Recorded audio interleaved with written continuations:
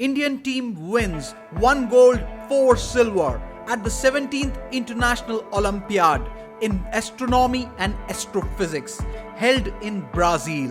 So come, let's take you in interaction with the gold and silver winners along with their mentor, sharing their experiences and the support from Homi Bhabha Center for Science Education. We have got Sanidhya Saraf with us, who have recently won a silver for India in the International Olympiad on Astronomy and Astrophysics. Many congratulations to you, and thank you for representing India. My, of course, first question is a common question to you: how this journey was and how the welcome was in Brazil. So the journey was, of course, an amazing, exciting one. I still remember the first day when I had written Stage 1 NSC and I was reading the instruction page and it was writing that if you qualify INAO, you can come to HBCSE and you will get a medal. And I was so excited, oh, please, I can just clear INAO and come to HBCSE. And then when I cleared INAO, I was like, can I just represent India? It's such a proud moment to be in the top 5 to represent India at an international stage. So I was definitely excited when I was selected, and I'm really proud that I was able to represent India. Now we have got a big role of the Homi Bhabha Center for Science Education. So how do you see the support from them, which has created a platform for kids like you representing India? So HBCSE has played a really a major role, because if you see, astronomy is not there in the school curriculum. So like no school teaches you astronomy, no school teaches you about stars, astrophysics, and it's not there in the school curriculum itself, which it should be. So HBCSE bridges this gap. They provided us with lectures just before the camp, which were really amazing. Like they were giving us intuition about astrophysics, and then but it expected us to do further calculations on our own, to further explore the subject. Apart from that, when we came to HBCSE for the camp, we had lectures from the best astrophysicists across India. For example, for the lectures of binary, variable stars and all those, we were having people who were doing research in it. Like the questions which we were solving, they were really researching over it. So it was just another level of experience. I would like to ask you, of course, your basic education is from a school. So tell us about your school. So I completed my 10th standard from Bishop School in Pune. After that, in class 11th and 12th, I moved to Mumbai for higher studies, and I am studying in Narayana E-Techno School as of now. Great, and many congratulations to your school as well, because where your basic education is done. So what kind of support you're looking for, because you have seen this Olympiad closely, you have seen the ifs and buts. So what would you like to say? So I guess the awareness part needs a bit support, because as I remember in my school as well, there were hardly any people who were aware of these Olympiads, and that is the main issue with the Olympiads as of now, that entire country is not aware about these Olympiads. So awareness should be increased about. Anything to talk about an add-on in the training procedures? The training procedures, I guess HBCSE is doing it pretty well as it is. But I guess yes, because some countries conduct their camps for more than a month. And like HBCSE trains us in 3 weeks. So of course we can increase the time. But the issue is that we have to manage school studies as well. And astronomy is a bit off from that. So I guess we can make a coordination between the schools and this, so that your studies are not hampered and you get some extra relaxation. Yeah, we need a coordination between these things, of course. We have got Daksh with us, who has recently won gold for India in the 17th International Olympiad on Astronomy and Astrophysics. Many congratulations to you, Daksh. And of course, my question to you, which school you come from? I'm from Shriram Global School in Bangalore. It's a CBSE school, and I've been studying there for 2 to 3 years now. So talking about the Homi Bhabha Center for Science Education, which gave you this training and platform so that you can perform at the international stage. So how do you see those rigorous processes which made you from nowhere to somewhere?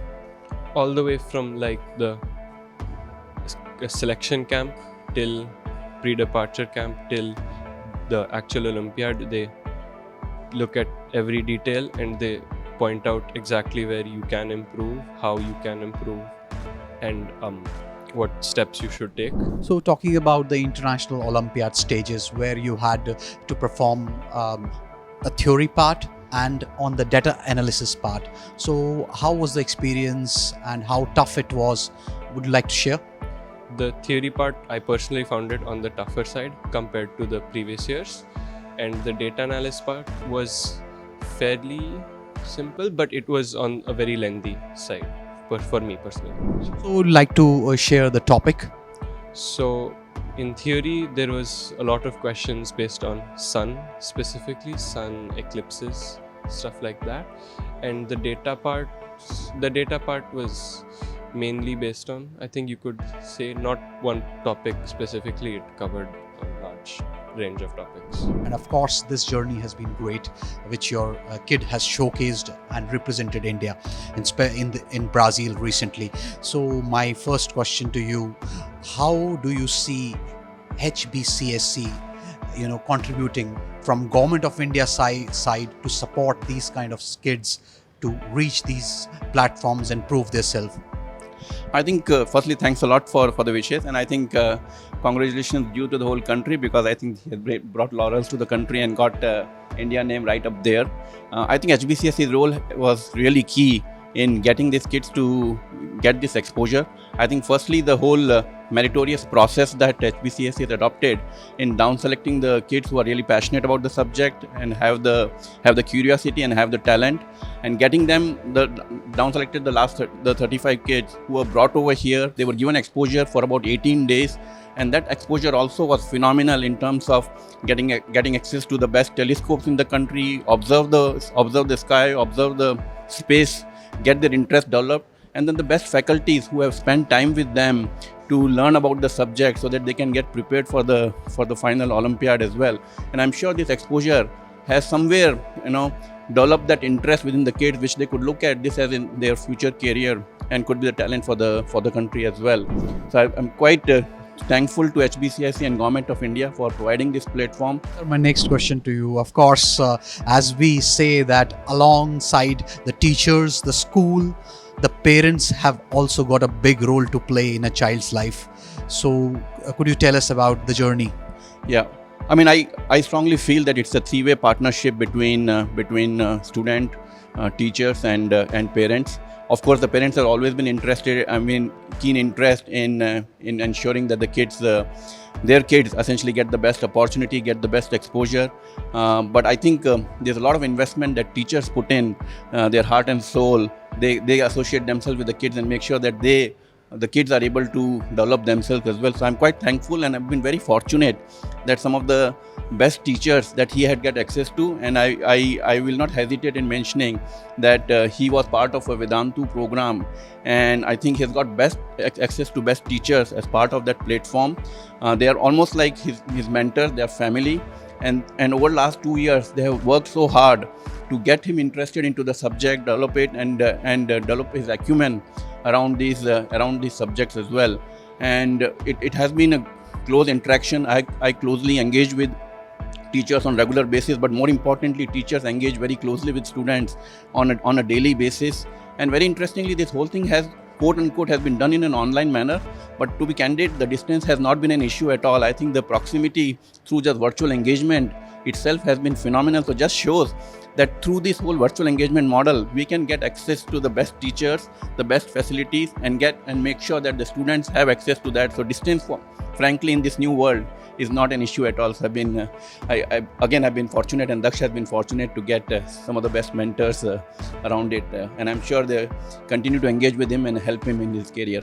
Sir, my last words to you, as 2025 from Astronomy and Astrophysics Olympiad perspective wise is a big year for India. India hosting the Olympiad next year. How do you see this grand event? I think it's a great opportunity for India.